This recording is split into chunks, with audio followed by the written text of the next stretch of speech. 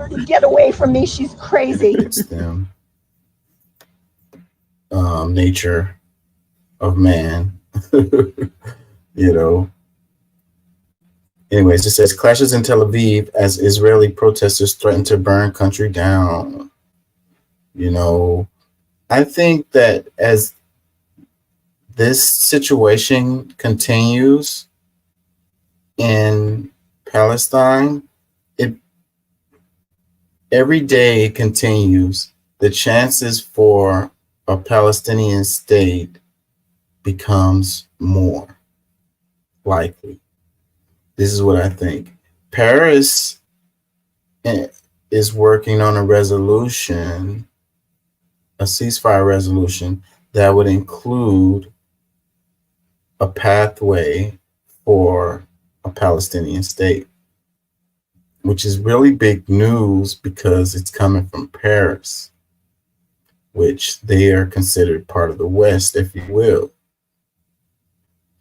So that's really interesting. And so this particular story is talking about the internal turmoil within Israel and its folks not being happy with the situation, you know. And it's kind of weird, right? Because it's the Palestinians who are really going through it, but at the same time, the Israeli people, you know, they're not happy. The hostages, lots of hostages never came home, you know, and they're still bombing and stuff. And it's like a lot of these people are worried about their folks, you know, wanting to get them back. And they're also not happy with their government and how they're handling things, not necessarily because they're killing Palestinians left and right. You know, there's other reasons. But this is, this shows, you know, that, like I say, this thing keeps going down the road that it's going down. It's tearing Israel apart. And, you know, some of that damage, the United States is getting some strays related to this situation also, because we are internally torn as a result also. Al Jazeera, they said last night demonstrators in Tel Aviv said they are increasingly angry at the government's inability to bring back the remaining Israeli captives. Al Jazeera Hamda Sahut reports. A rally was held by the family members of those being held in Gaza, and they say they are tired of holding peaceful rallies. They are calling on Israelis to take to the streets and burn the country down. Previously, they were calling for Prime Minister Benjamin Netanyahu to resign and for elections to be held immediately. And now they're saying he needs to be overthrown. And until that happens, those protests in massive size and scale will continue. We saw a lot of violence between protesters and Israeli police as they attempt to clear roads. In Tel Aviv, protesters tried to block a major highway known as Ayalon, something that was a reoccurring theme during last year's anti-government demonstrations over judicial changes and policies have come out in force in order to try and prevent that.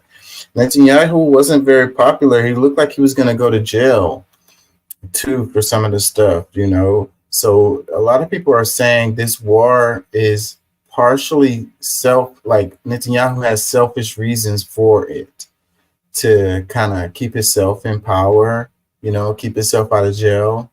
And I think there could be some truth to that. Comments, it says, please don't mistake this anti-Netanyahu protest for anything resembling pro-Palestinian support.